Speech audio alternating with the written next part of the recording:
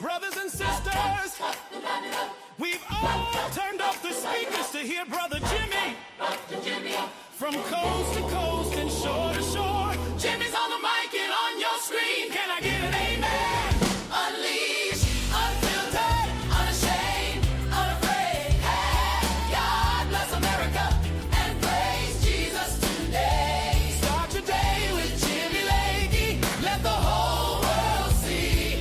House of Lakey Studios. The show starts now on 3. 1, 2, 3. There's infotainment, brilliant to get you on your way. From the Lakey Entertainment Tower, he's live with you each day. Unleashed, unfiltered, unashamed, unafraid. God bless America and praise Jesus today. All right, there it is, the cue from Brother Leroy and the Jimmy Lakey Mass Choir. Some new ditties running out there this week, and always good stuff from Brother Leroy. Again, we still have not received the invoice, and I'm hoping we don't receive it anytime soon, but we do thank Brother Leroy and the Jimmy Lakey Mass Choir for being a part of the program and their hard efforts in the studio. Thank you, and you're welcome. Those people joining late, if you missed some of the new jingles, that's your own fault. You should be here on time when class begins. Order in the court, and everybody sit up straight and say good morning to your teacher.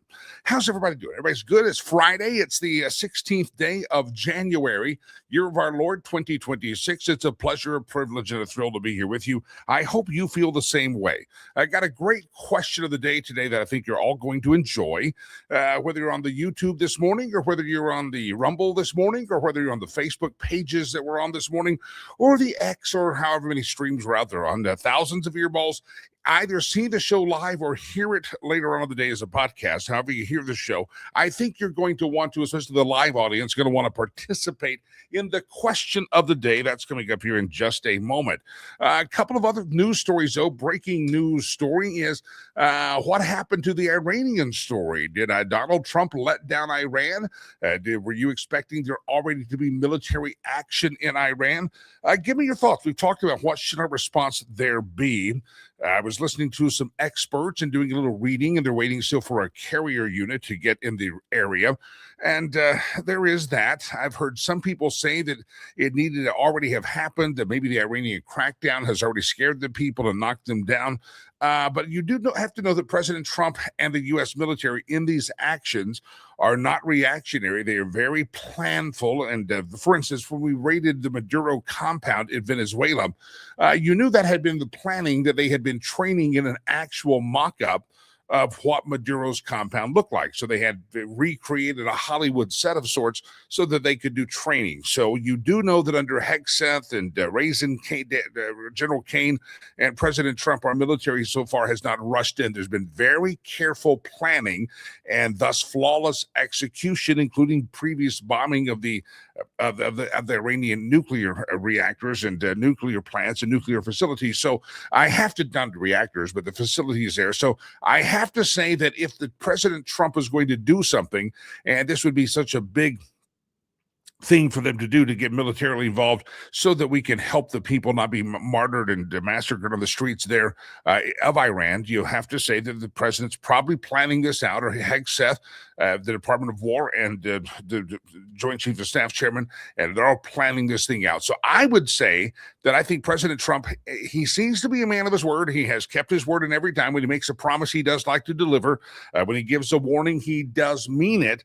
And I would have to say that I would imagine that there's going to be some action taken, but it's being thoughtfully planned out. What do you think? Do you think that do you think that maybe, just maybe, We have decided we're not going to do anything with Iran. President Trump's not going to keep his word. Do you think that for one little minute? Now, something you maybe didn't pay attention to because the media doesn't report everything front and center. They'd rather show you smoke bombs and tear gas on the streets of Minneapolis. They love covering riots in the media. Love it. They just absolutely love covering riots.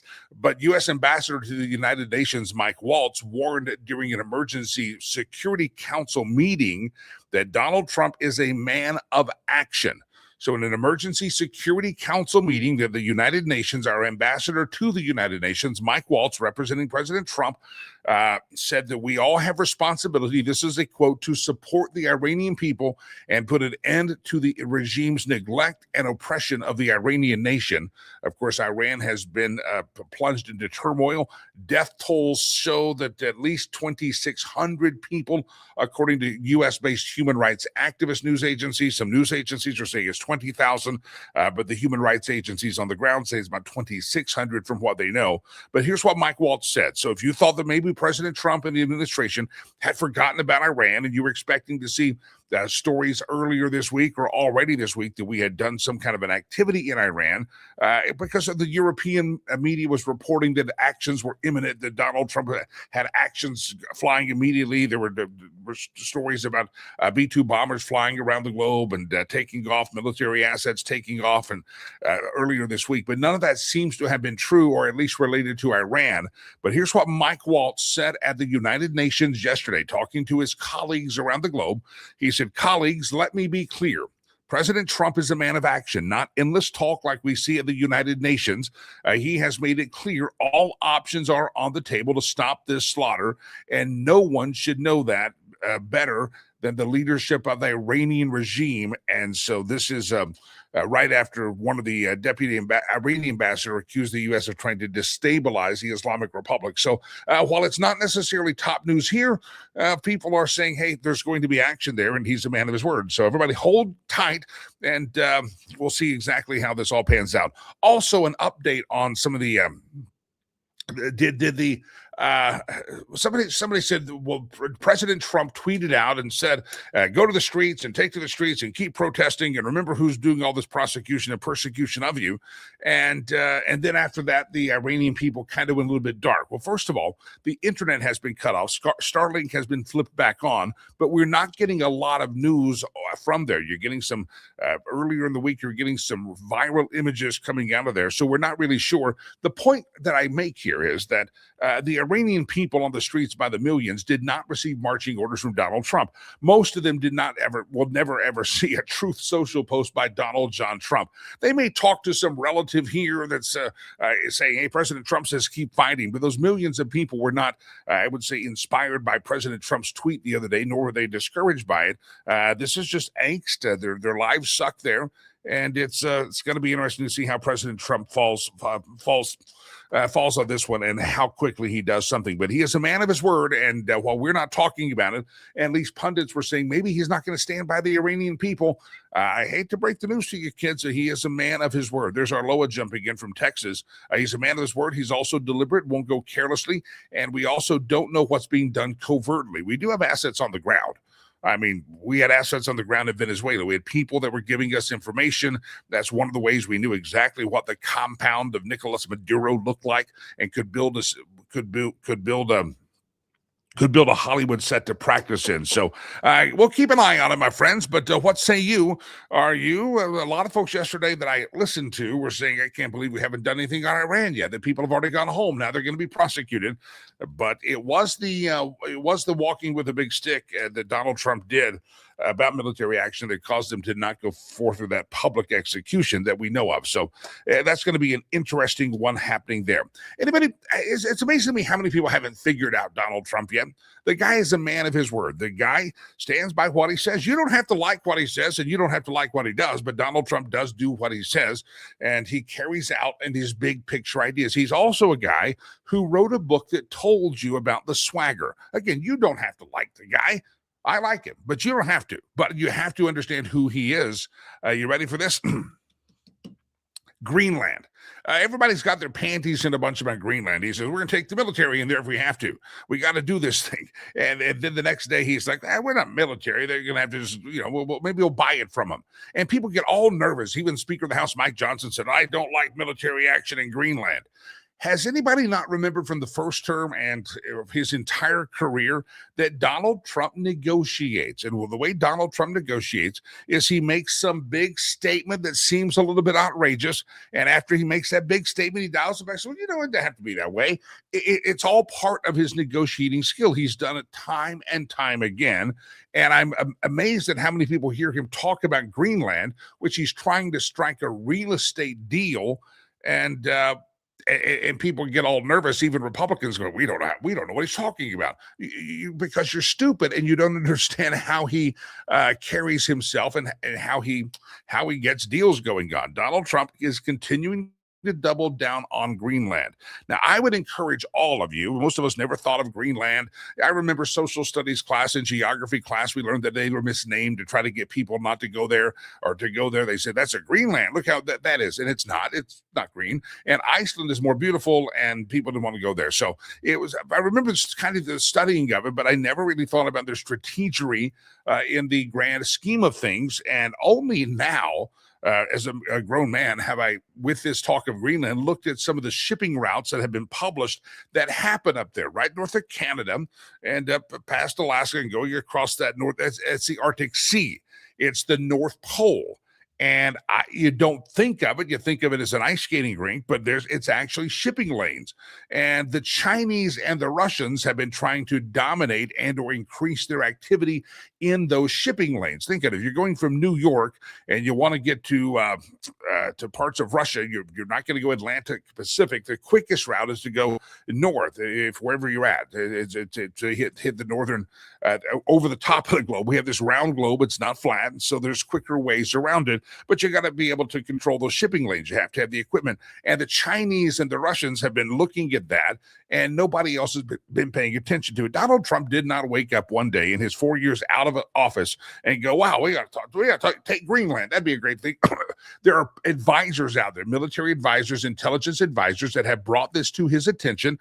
I'm guessing they have brought it to other presidents' attention. And Donald Trump said, well, that makes a heck of a lot of sense. Donald Trump did not make up the Greenland threat. If you look at the shipping lanes that are up there and how the Chinese and the Russians have been using those shipping lanes more and getting closer and closer, and that goes back to the Monroe Doctrine that nobody else is going to come into our hemisphere, and that's what you have with Greenland. And President Trump sees that has been happening. So I find it interesting that when Donald Trump doubles down on the negotiating tactic, and he says something like, we maybe have to use the military, you never know, people freak out and say, oh my God, we have boots on the ground there. Listen, there are, and then you hear the Europeans are sending their troops. We don't want the U.S. to have military presence, but we understand that China and Russia are very dangerous, so we're going to send troops. Like the UK sent one soldier. That 34 people total of Europe are going to defend. If China and Russia come in, the Europeans have sent 34 people in there, and that's very good. I heard Trump in the Oval Office yesterday. This was quite funny. I wish I would have got the clip. He said he asked the Danish. They said, hey, how you been defending Denmark? And they said, well, we bought a new dog sled last year. So it's going to be interesting. Watch this one as well. But Trump doubles down. And let me remind you, throughout the next 3 years, we're almost at 3 years to go, when President Trump is in the negotiating mode, he's going to say some things that may seem outlandish or outrageous. And that's kind of how he moves the negotiation needle down the road. He will start with a furthest extreme, and people say that's too far. But with that, he's stating what he wants and what he expects. Well, that's too far. Oh, well, we can do it this way, but I'm still going to get what I want. And he lures you in. That's the art of the deal. Read the book, and you'll see that he's negotiating a real estate deal with Greenland. And I think Greenland is somehow going to become a U.S. territory sooner rather than later. I think that will happen, and more power to you. You know, if China and Russia do, decide to make some kind of a move into Greenland, the Europeans aren't going to do a darn thing about it. Because the Europeans are worthless when it comes to national defense and defending themselves from enemies foreign. They've proven that they don't do that. They don't take it seriously. They haven't given enough money to NATO in many years. And that's because they rely on the United States. So this is Donald Trump saying, hey, Greenland is pretty strategic. We might want to do something about it. You guys aren't going to do anything about it. So here's what we're going to do. And he's doubling down on Greenland this week. And you know that there's a reason for that. He's negotiating to do that. All right, here's your question of the day. What is the strangest, craziest food combination you've ever had? I've got this weird story that actually caused producer Chad to go, ooh. He squealed. He didn't like the idea at all. And I've heard people have controversial food ideas. For instance, I like ham and pineapple on pizza. I'm not opposed to the ham and the pineapple on the pizza. I'm not opposed to it. Some people think that's like sacrilege. I'm sorry. I didn't come from the old Italy. I don't know. I like it. I think it's a good combo. I also like anchovies on my pizza. Now that's controversial for some people. I like anchovies. If I go to a restaurant and order a Caesar salad to start the meal, I will always ask for the anchovies, and then they will say anchovies, and I'll say yes. And then I will say, and a matter of fact, every anchovy that has been denied all day long, put that on my salad. I'll take it. I like the anchovies.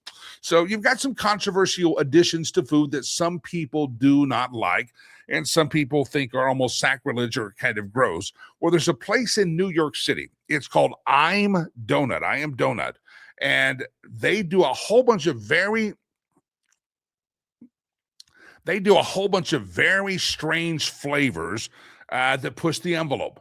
And so they just debuted a brand new limited edition savory donut flavor called, ready for this, anchovy cheese.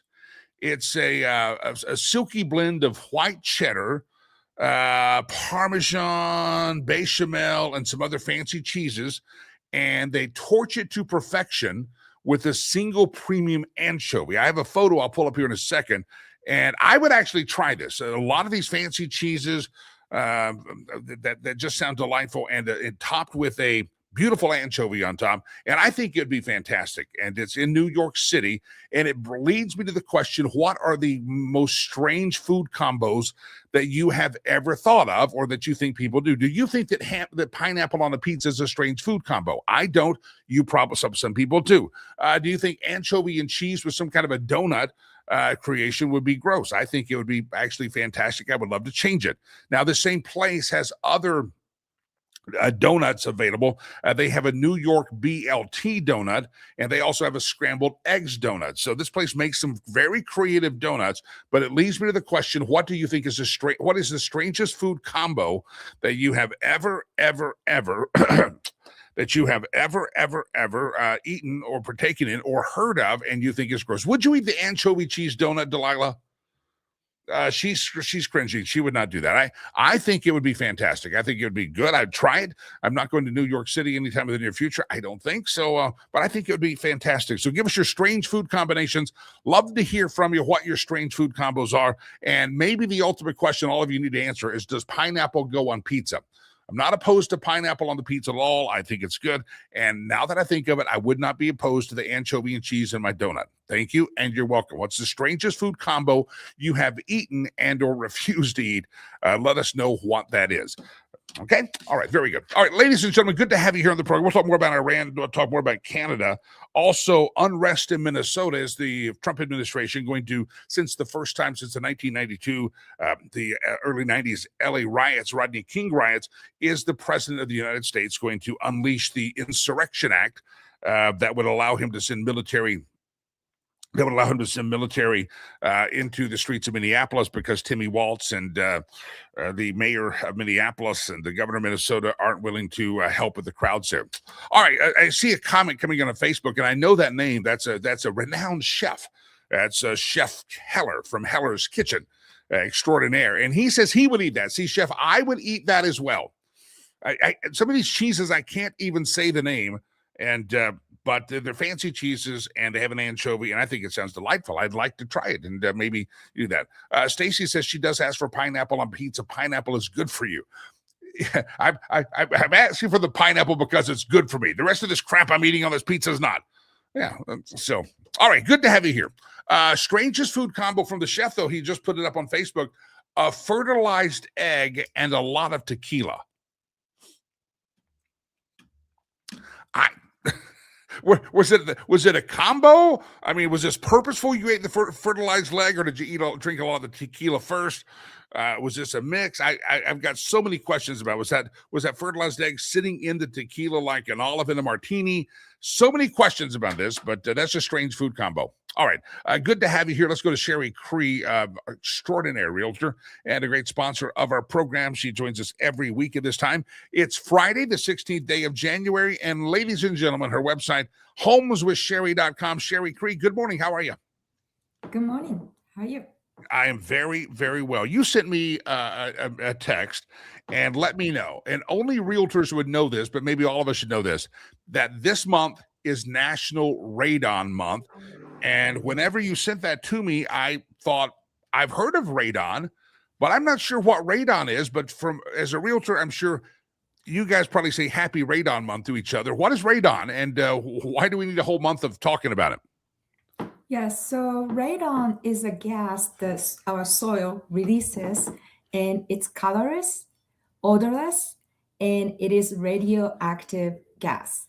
So it is said that it's a cause of lung cancer next to smoking. So it is the environmental element that could be harmful to you. So, if how do you know if you got the radon? I mean, I know I had a rental property one time, and it's when the state of Colorado decided that we had to put up a carbon monoxide detectors in the house. Never had to do that before with a rental property, but suddenly property manager said, "I'm billing you for carbon monoxide things on the wall." So it's okay, that's fine. That's fine. Is radon detected kind of like that? Something hanging on the wall, or is it a test you have to have the hazmat guys come in and do? Yes, in state of Colorado recently, I believe it was within a couple years, that it became a requirement, the radon disclosure. So as a landlord, you have to disclose kind of like a lead-based paint disclosure that, I have done the test, haven't done the test, I have a knowledge of the radon level, I do not have a knowledge of the radon level, so that disclosure requirement came into place. So as a realtor, we deal with radon test in the process of home purchase, but you don't have to be buying home. You can test your own home radon level. And one thing most of my buyers don't know is the radon gas release level, because earth is active and then releasing the gas. So just because your next door neighbor had a low radon level, it does not necessarily mean your house is exactly the same. So there are spots of gas releasing from the soil. So each time when you're considering the purchase of a home, it is part of the inspection test that I recommend you do not skip. Yeah, don't skip. How the radon level can be tested, there are those canister, the charcoal canister that you place in always on the lowest point of the house, lowest livable point of the house. So typically basement, you place that canister and then you wait 4 to 3 days and you send it to the lab, and then lab will give you the measurement. But for the home purchase, I use inspection company. So they will bring, they do more accurate testing by bringing in, setting up the equipment in the basement that will measure radon level and record it every hour for 48 hours.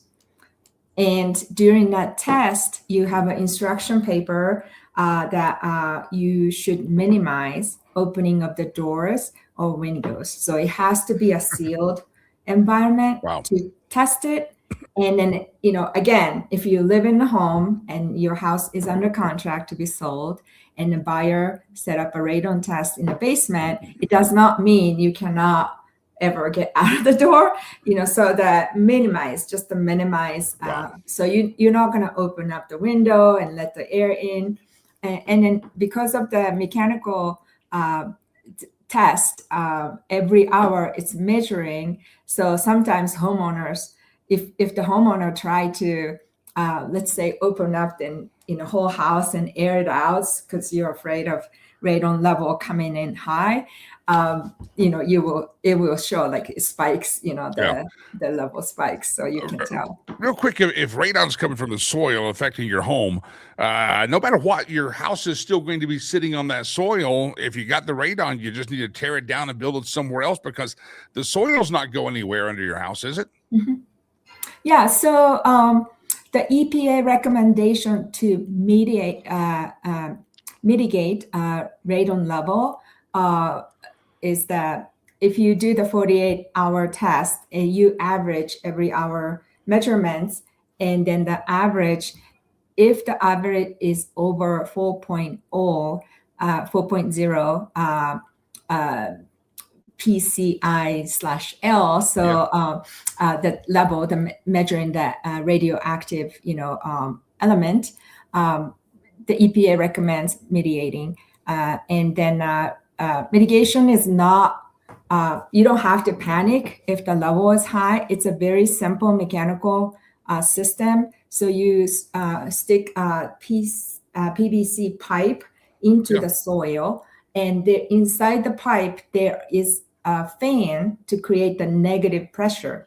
Okay. And then that pipe will ventilate outside of the house. And one important thing is the soil.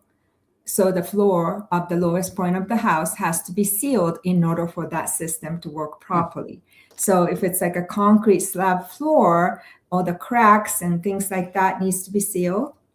If it's like a crawl space with the soil exposed, you have to install the vapor barrier so the flooring base of the house needs to be sealed, and there's a PVC pipe going into the soil with a fan inside, creating a negative pressure, sucking the gas and then ventilating out of the house. So it is not the end of the world. It's very easily mitigated.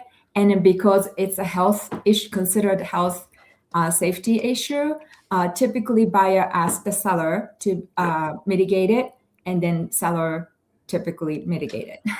I know what you're all thinking. You're thinking that's a lot of information, and I'm now scared. You don't have to be. If you're buying or selling with Sherry, she's going to make sure the testing gets done. She can get to the people that can mitigate the problem. Go to her website, homeswithsherry.com, homeswithsherry.com. But there's a little public service announcement. It's National Radon Month, and you might want to pay attention, especially to buying a home. Sherry's going to make sure that you're not going to move into a house that has that radon going on in it. And again, don't be overwhelmed. This is why you have to have a good realtor to kind of walk you through these processes and connect with people that can do the test and mitigate the problem. Sherry, I appreciate you hopping on here. I hope we see you Tuesday if you can make it out to the a roadshow event. We'd love to see you there and introduce you to a couple of people. If you can make it, we'll see you then. Yes, I'll be planning to. Thank you. You got homeswithsherry.com. That's your website, homeswithsherry.com, homeswithsherry.com. See, that's what sometimes you hear that. It's like people talk about remodeling or doing something at home to get it ready to sell. You get overwhelmed.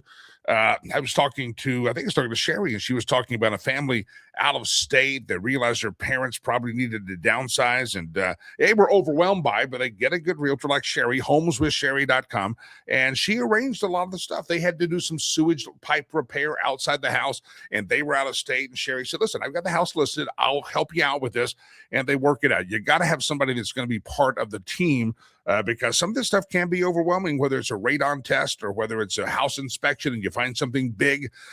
Maybe you're out of state selling your parents' home. Sherry jumps in and helps with all that. And that's just what a good realtor does. And she's got the people, the network that can help you walk through that process. Homeswithsherry.com, homeswithsherry.com.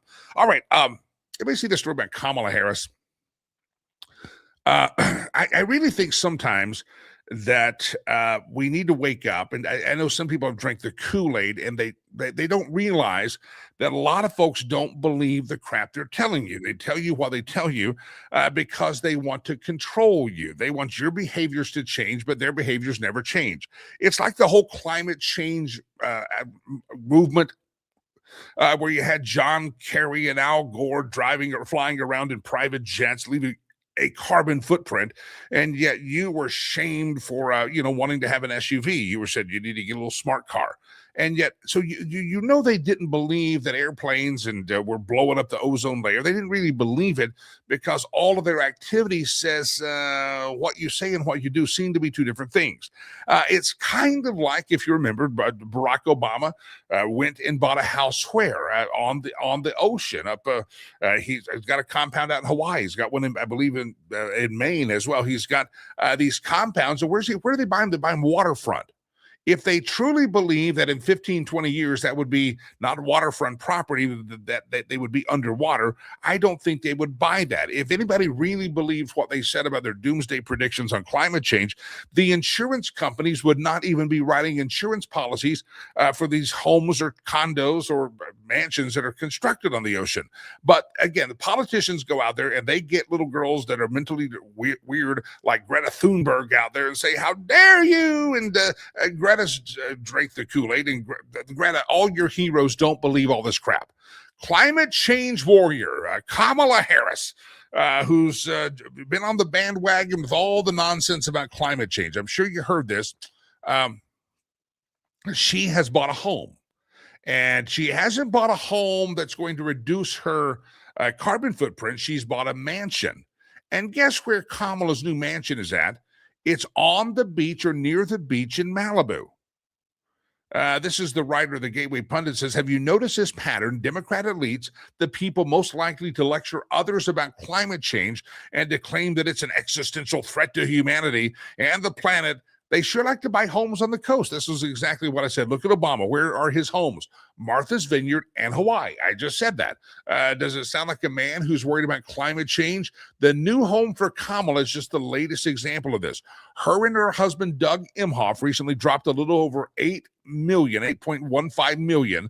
It's a 4,000 square foot, 4-bedroom, 6-bathroom home in Point Dume, a neighborhood in Malibu that's home to both Hollywood and more recently Silicon Power Valley's power players. The California Post is reporting the neighborhood rests on a 63-acre perch above one of the most famous and exclusive beaches. It's known as Little Doom, and access most some of the most coveted surf breaks. But she's bought one on the hill, bought one near the beach at Malibu, and again showing that climate change warrior Kamala Harris is not necessarily that dedicated to the cause of climate change. And again, hypocrisy on display. So next time you're going to lecture all of us, what's been 30 years, 20 years, 30 years since Al Gore's inconvenient truth, and it turned out to be a very inconvenient or convenient lie that he told. Well, that hasn't happened. And just, again, wake up, think for yourself. And when Kamala, all the stuff that she's lectured us about, they don't believe it. They don't believe it. John Kerry didn't believe it. Al Gore didn't believe it. That's why they flew in private jets. I saw Al Gore at an event one time.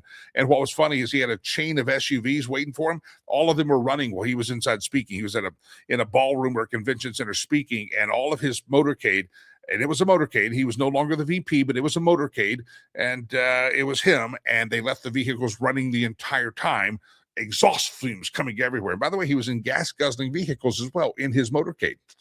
Thought I'd throw that out, Jim. All right, the strangest things you've ever mixed with food. I'd love to hear from your strangest food combos. Somebody put up there that they grew up on peanut butter and pickle sandwiches. Now, one of the things that I like a combo, and I don't think it's strange at all, Elvis Presley did this. He liked the peanut butter and banana sandwich. I think he called them nanas, peanut butter nana. I love peanut butter, and it's a combo. Now, not as a sandwich. I don't necessarily sandwich. I wouldn't be opposed to it, but the flavor combo of peanut butter and banana is fantastic. Yeah.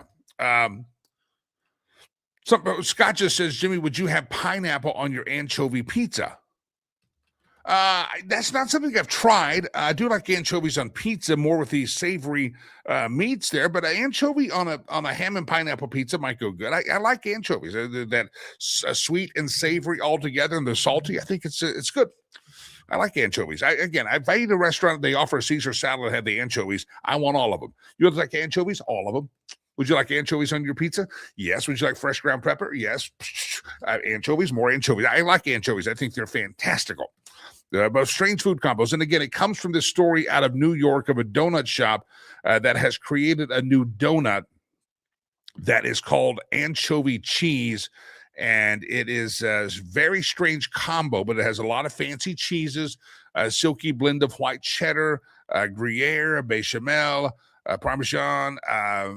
There's just several different cheeses there, and they torch it, they melt it down, and it's topped with a single premium anchovy. Let me see if I can grab the photo here for you, and if I can, I will send that to you. I think it looks delicious, and I think we should try one sometime. If we could maybe do the road show in New York and eat anchovy cheesies.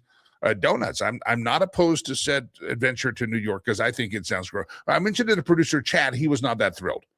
Yeah, he was not that thrilled with the combo, but I think it sounds great. Let me show you too. I think I can get this on the screen without causing too much disruption here. If I disconnect the whole show, I'm sorry, I did not mean to. Leslie Corbley's coming up here in just a moment, and we'll talk to her. But okay, here we go. This is the anchovy cheese limited edition flavor, Chef's Inspiration.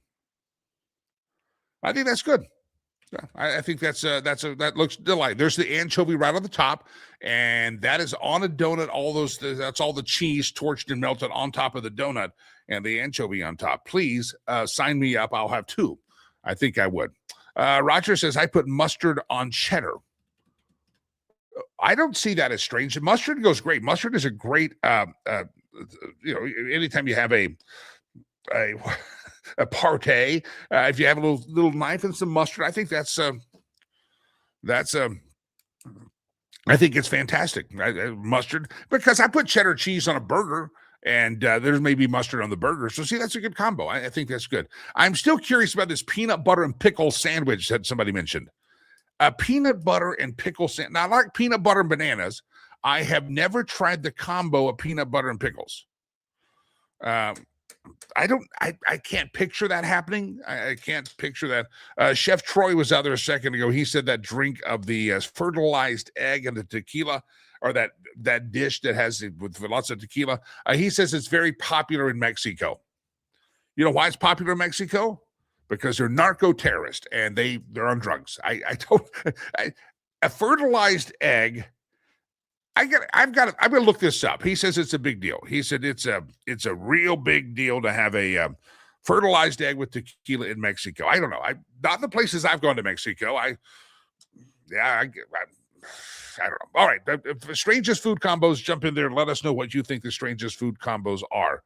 All right. We have Leslie Corbley as our next guest on the program. For a while, I was afraid she was gone. It said device not connected, but she fixed it. She got it done. Leslie, welcome to the show.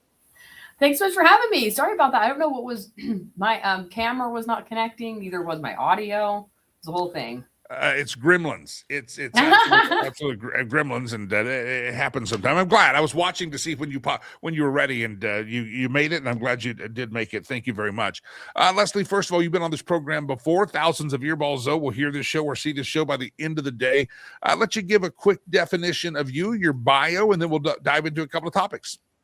Sure. My name's Leslie Corbley. I'm an author, attorney, poet. So I've done a lot of things, a lot in policy and like kind of blending policy and journalism, and then obviously in law.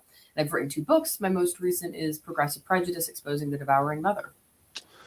So let's dive into this topic. This week was an interesting conversation in front of the Supreme Court of the United States.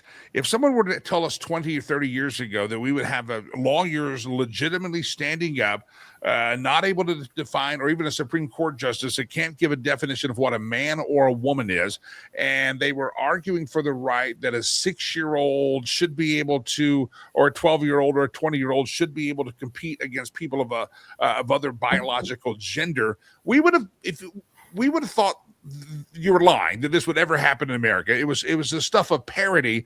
And yet this is the argument that actually happened before the Supreme Court. Give me your thoughts on this, the case, and how did the Supreme Court justices, as an attorney, in your opinion, handle it?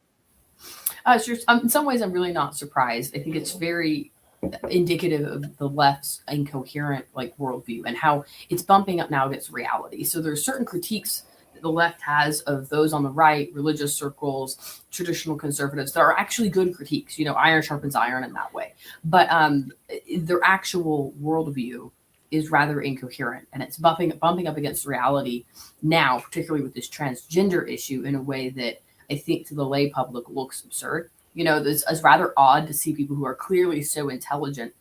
It's not like these attorneys are unintelligent. It's that they're trying to make sense of a worldview that's fundamentally incoherent and does not comport with reality. So not surprised here at all. I'm not surprised that the issue is coming to the Supreme Court again. It will continue to, because the public is very ideologically speaking, we're very fractured as a country on this issue. And it's not going to go away anytime soon. But it does look absurd. It feels absurd, I'm sure, to the public.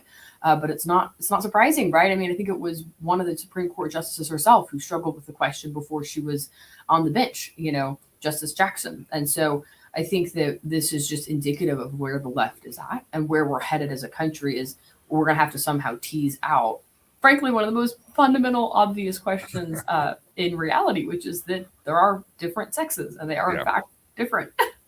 I said earlier in the show, if you can be trans, whatever you want to call yourself to be, and you can have something chopped off of you or added to you, you can take the hormone. It didn't matter to me. You live your life.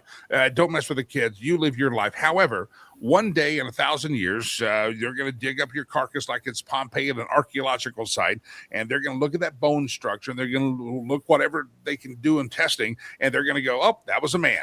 And are you going to scream back from the grave, you got my pronouns wrong? No, you're a man. You will be a man or a woman once your bones are decaying into dust under the ground, and all of history will know you as a man. And so you can pretend to have pronouns now or pronouns of whatever, but it's pretty obvious. You come into the world, the first thing the doctor looks at is a boy, girl, and the last thing an archaeologist is going to look at you and say, yep, that was a man.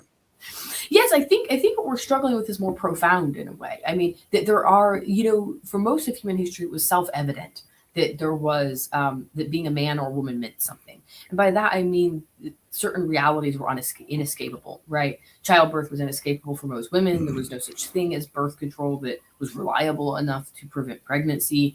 The world was also operated differently as far as most men went to war, frankly. I mean, that's something that I've always thought on the feminist side that has really been ignored from a bodily autonomy standpoint. You hear people talk a lot about bodily autonomy violations for women while ignoring that the vast majority of men have been conscripted into war without their consent for most of human history. And they go there, they're traumatized, they come back often quite literally with missing limbs, or they're injured, they watch their friends die. I mean, that was the male experience in a way for a lot of human history. Obviously, that's not the way the world works anymore, right? So we're in a technocratic world now. It does not operate literally physically the way it used to, and that I think is a adjustment biologically for humanity as far as what does it mean to be a man and a woman in a physical world setup that doesn't mirror what it used to.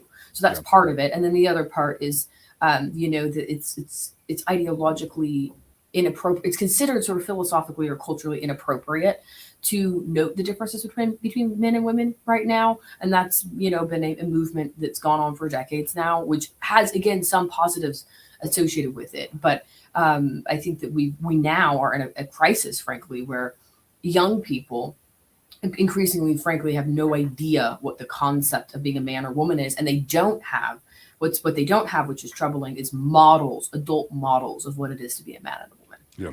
Right. We increasingly don't have that. So how are children to embody their appropriate, healthy masculinity or femininity without a clear model of what that looks like in the adult realm?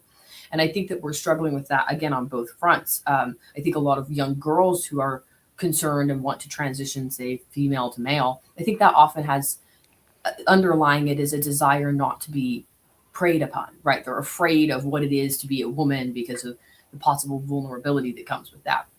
And so an escape for that is to be a man, right? Well, if I'm a man, then I'm not vulnerable. I get to be strong. I get to be, I get to be a leader. I get to be all these things that I associate with strength and not being preyed on, right? And I think for men, it's actually the inverse. Masculinity has been so demonized in our culture that I think a lot of younger men are possibly afraid of becoming predators, right? Oh my gosh, if I'm a man, am I a predator? Sort of like how whiteness is sort of demonized right now, and you see some children really struggling to grapple with, oh my gosh, am I an oppressor because of my skin color? I think it's similar with the gender issue. However, I think it's more dangerous in some ways for men than women to abandon their role, because I think women in some ways are inherently more vulnerable, and I'm speaking biologically here. Like, women do go through childbirth, and that does require a certain degree of care that is difficult to push aside, especially when the time comes. Yep. And so I think when men abdicate their role as men, it actually leaves society weaker, and it leaves those who are vulnerable open to being preyed upon, because the entire purpose of a healthy masculinity is to protect, right? It's to protect those who are vulnerable. And so if you walk away from that and you say, I'm so scared of becoming a predator, that I'm not going to engage in any healthy masculinity, well, then what do you have? You have the actual predators now have room. And I think that's what the trans issue really shows, right? So I'm sure there are some vulnerable men out there who are trying to use women's spaces and they don't have any ill intent. I'm sure that exists. But the bottom line is, when you open up the space to anyone who says they're a woman, you're opening it up both to those vulnerable people and also to predators, right? And that's, I think, what the left struggles to grapple with.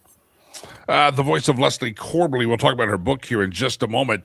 But she's a lawyer, an author, a poet, and she lives in Utah with her husband. Enjoys all the nice walks on the beach, but they don't have beaches there in Utah, so she likes CrossFit and all sorts of great things. A great lady.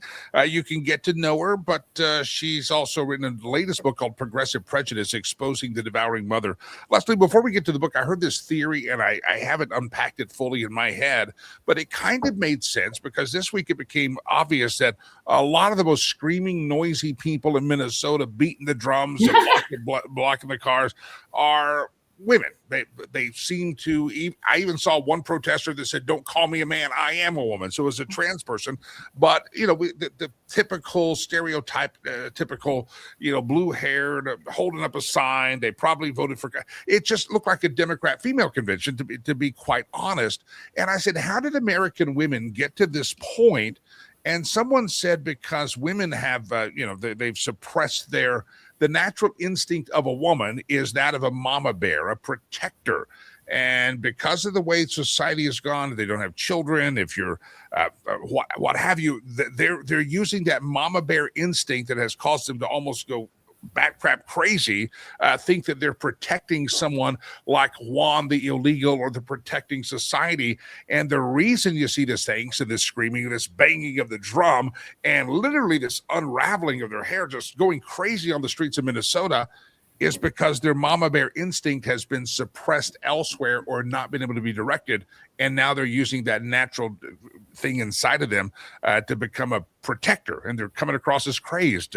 Any thoughts on that? I know you're not a psychiatrist, but I said, well, that may explain, because how did we get here to where a woman would go out and behave like that? I mean, it's crazy behavior. I think that could be part of it, but I think fundamentally it's ideological capture. I mean, some of these women probably have children. And you're thinking, well, why are you directing your energy? It's disordered direction of energy, right? So I think there's just a lot of ideological capture, frankly, across the spectrum. It's very common in American politics right now to get so drilled into your political ideology. Maybe you're also on these screens that reinforce it. A lot of people are heavily online in these kind of ideological spaces, and it becomes, I think, very easy to get sucked into that mindset that you're somehow doing the world a favor by doing something that to a sane person looks absurd, right?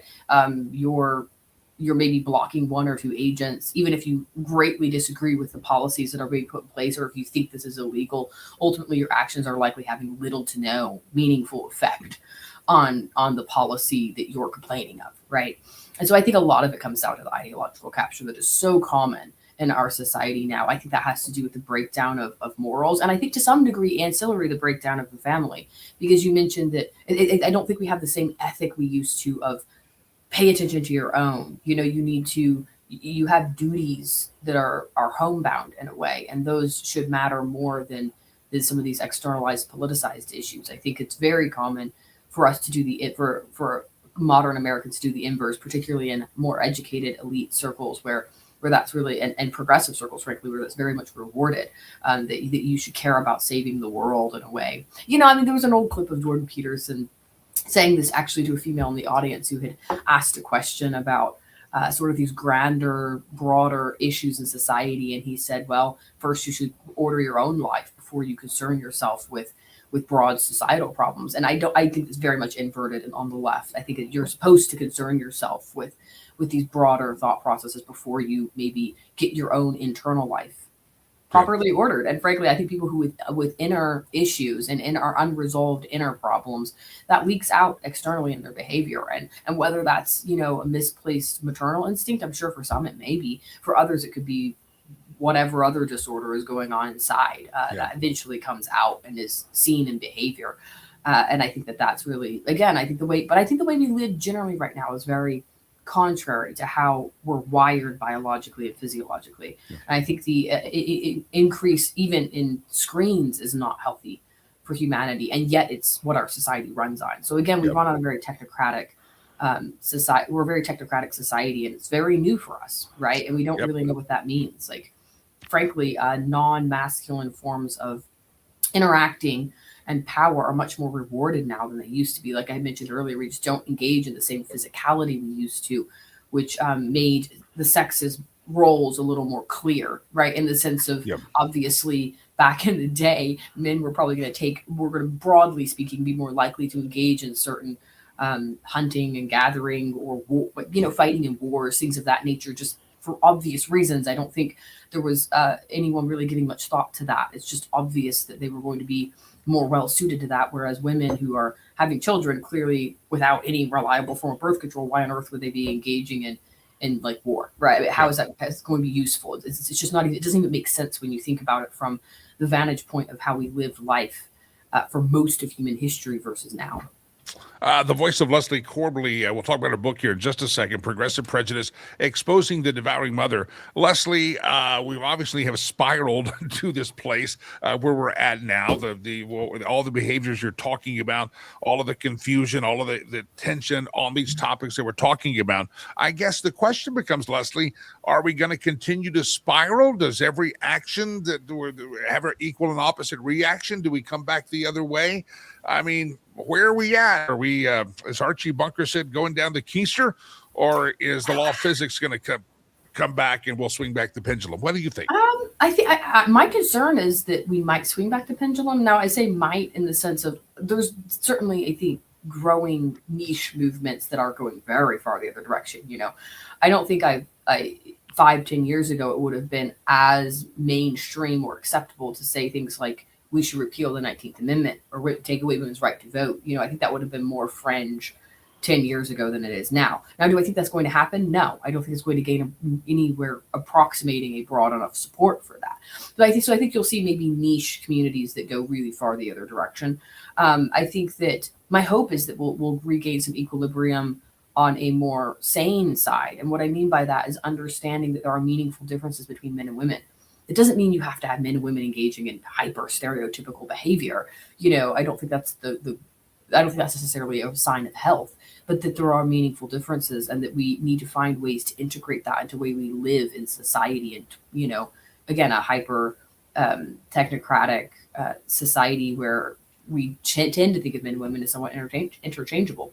I do think that I think it will take a lot of time, though, a lot of generations to work that out. And what I mean by that is that, like I said, the non-binary, this sort of transgender, gender ideology we have going on right now, it's not going to sort itself out soon. There's going to be a lot of people who live that out and who raise children in that manner. And I think that we're going to see some of these things sort out naturally over very long spans of time. But I do think that there's a wariness. I think of the public and those who are non-ideological are becoming very weary of leftist ideologies and very tired of sort of certain denial of reality that to a sane person looks absurd, right? Yeah. I don't think you have to think men and women should have hyper rigid, women can't work, for example, to understand that men and women are different at a physiological and biological level, right? And that this has something to do with how men and women should behave in the world, right? The hardest part, frankly, is that there is no, it is somewhat subjective. You know what I mean? There's always been men who have more femininity to them, that were poets or something, as opposed to a general, and women who are tomboys, right? This is not uncommon or new. But I think, frankly, I think in years past and in decades past, we've had a more balanced understanding of that doesn't change the fact that you're a man or a woman. The fact that you're maybe more poetic or romantic man doesn't fundamentally change the fact that you're a man, and that there are certain duties and responsibilities that come with that, right? And so I think reconnecting our responsibilities to our biology, frankly, is a good thing. And it doesn't have to, necessarily take on a hyper rigid, role structure, but those things should be connected. And my hope is that that's where we move towards, is understanding, well, what does that mean, for society? Leslie Corbally, you're almost out of time. You're an attorney and an author. Your latest book is called Progressive Prejudice, Exposing the Devouring Mother. Give the quick thumbnail elevator speech on the book. Again, Progressive Prejudice, Exposing the Devouring Mother. Sure. So it goes over the archetype of this archetype of female predation. So it's part autobiographical, part cultural commentary. It discusses the devouring mother and how that archetype shows up in modern politics as a destructive force on the left. And when somebody reads that, a man may be going, what? That's a woman's book. Is this for the woman's book club, or is this something that is going to engage all of our viewers and listeners? And we only have two genders on we men or women. I mean, is it going to help all of them? I think it will engage all. It's very much written for a broad audience. It's engaging. It's written in an engaging format. That's why I use part autobiographical information, so that each chapter actually includes a personal story along with the cultural commentary.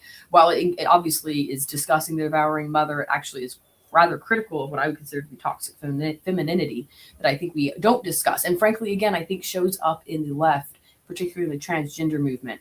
Toxic femininity is something that obviously a male can inhabit as well, just like a woman can engage in, overt masculinized type of behavior. And so, I think it would be broadly appealing to men and women. I've heard good reviews from both genders, but it is very engaging and it goes over very topical issues in modern politics. All right, I got one question on the subtitle.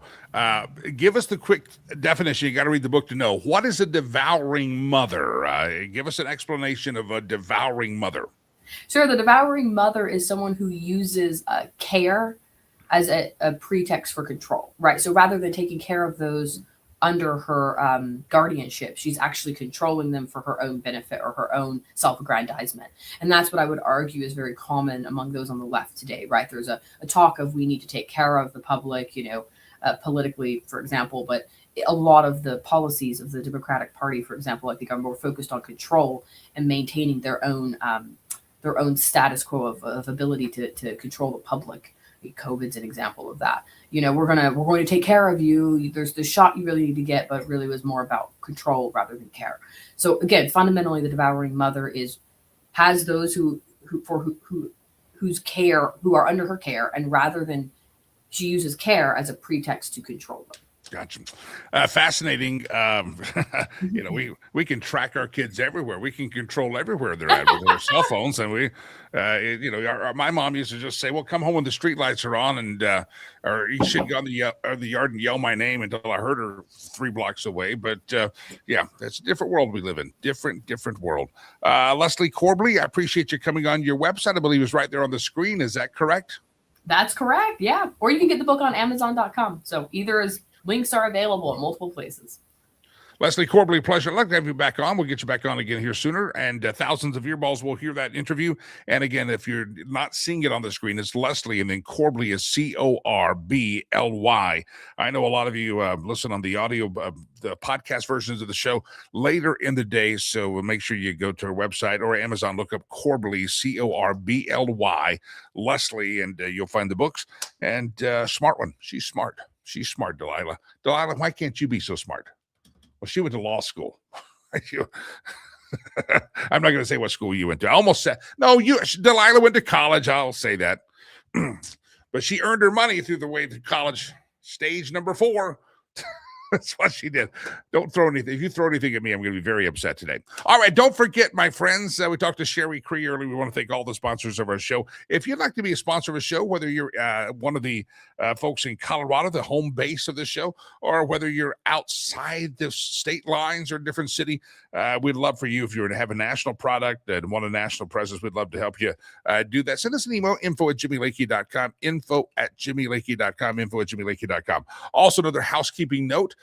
Today is it's Friday. Some of you got paid on the 15th. You may get paid on Friday. If you have a little extra money, you feel the Lord leading you to do so, we'd love you to help our charity out. A big email is going out here in just a couple of minutes. I believe it'll probably hit very soon.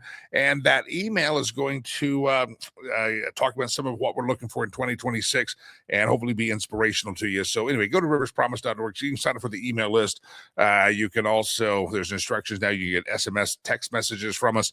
And we'd love to have you donate. But if you could pitch in a couple of bucks on this Friday, we would appreciate that. Riverspromise.org, riverspromise.org, riverspromise.org. All right, it's time for the stolen memes section of the show. This is where we go throughout the inter-Googles and out the globe, and we look for content that we think is good and we were too lazy to create on our own, or not just that creative. Somebody else does it. We want to honor their work, and we just steal it and pump it right on the screen. So it's the stolen memes, and let's do it. Here we go.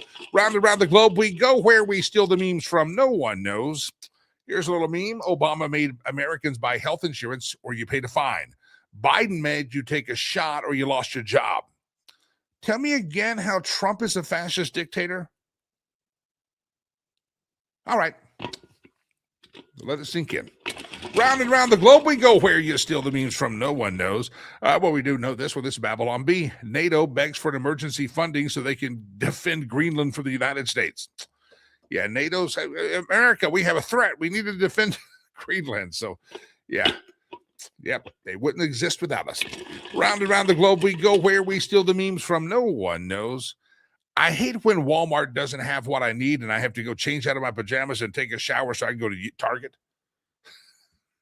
I get in trouble for picking on the Walmart, so I don't want to get in trouble. I know some of you love the Walmart. I don't like the Walmart. It's just chaotic. They're always different. Target is neat and orderly. It fits my OCD. If I go, I haven't been to Target in a long time either. But, yeah, so I am not making fun of the people of Walmart. I'm not. I really am not. Great company. Really help the Chinese. Yeah, round and round the globe we go. Where we steal the memes from, no one knows. When people talk about 30 years ago, I immediately think they mean 1970s. But they mean 1994. Now I need to go lay down. Pour me a drink, Delilah, please. That's scary. That is true. You start thinking of life like that, like the music. I think I saw the meme the other day. I think I did the math in my head and it was right. If you're singing the Michael Jackson song Thriller, right? Back one of his greatest hits, that came out about 1983 and 84. Okay. If you do the math, singing that song in 2026, the Thriller song, if in 1984 you were singing a song equally as old, you would have been singing a song from like the 1930s and 40s. Yeah, that's crazy. Remember you as kids, we were kids and we would do 50s day at school. I thought it was funny when my son came to school and he said, we're doing 80s days. And to him, the 80s and 90s were as much foreign as Fonzarelli and the Happy Days show. And that it was it's the same distance. And you're getting old. Yeah, go lay down. Everybody lay down. None of us get off the planet alive. That's all we know. Round and round the globe we go. Where we steal the memes from, no one knows. Margaritas are basically a wellness drink. They have lime, that's vitamin C. Salt is electrolytes. And tequila is stress release. Yep, it's stress release. Especially thinking how old we're getting with the Michael Jackson analogy. Round and round the globe we go. Where we steal the memes from, no one knows. When a child says, I want mommy to their dad, what they're really saying is, I'd like to speak to your supervisor. Yeah, I remember that. Yeah, that's probably true. I want to talk to mommy. Okay, I'm in trouble. Round and round the globe we go, where we steal the memes from no one knows. There it is. The Chinese have stopped us. They're the best intellectual property theft, and they didn't want us to exceed our expectations, which this show never exceeds our expectations, so it's okay. Don't forget, my friends, Monday morning we'll be back here. Good Lord, Run the Creeks Don't Rise. And then Tuesday is going to be the big Lakey Unleashed Road Show right here in the beautiful state of Colorado. Our first road show event for 2026. It's January the 20th. It's at the Casbah Cigar Lounge, and let there be known that there is a cigar lounge. And if you can make it, we'd love to have you there. I'm told, and I cannot corroborate this because I'm not doing the purchasing, I am told that there is one of our favorite bakers, she's a chef, but she's a baker. I buy stuff as gifts from her occasionally, and she is going to, through a friend, they're going to deliver bacon-wrapped cinnamon rolls. We're thinking, I don't know how many she's delivering, but we're going to have to slice them into squares and they're fantastic, by the way. So anyway, we'll have a little food there. Coffee will be there, and it's going to be a great time. Tuesday morning, the 20th day of January. It's in Lafayette, Colorado. I've had a couple of people say they're taking vacation days to get there. I hope you'll be there. It's going to be a fantastic way to start your morning, Tuesday morning, January the 20th. The Casbah Cigar in Lafayette, Colorado. Make sure you get there. Be there. Doors open at 7:45. Show starts at 8 o'clock. And if you're watching at home or you're out of state, we'll do the show live on the road. And we're coming to, hopefully, sooner than later, we'll be announcing some other locations that we're going to make it out to. But I'll see you Tuesday morning. In the meantime, everybody have a great weekend, would you? Have a very fantastic weekend. It's been a pleasure. And don't forget to follow us on all the social platforms, Facebook.com/Jimmy Lakey fan page. It's just my name on the Twitter. It's all it is, just my name, Jimmy Lakey. Dirty work. Just look up Rivers Promise. You see it on my hat and the screen behind me. Yeah, love to stay in touch. Don't forget, if you missed part of the program, we're on all the podcast platforms in about 30 minutes. Apple Podcasts, Spotify, iHeart. You got it. We're out there. Podbean. Like us, subscribe on the podcast platforms. It's been a fantastic week. We appreciate you tuning in to this broadcast. I am Jimmy Lakey. See you Monday morning. May God bless you, and may God bless America. Peace. I'm out of here.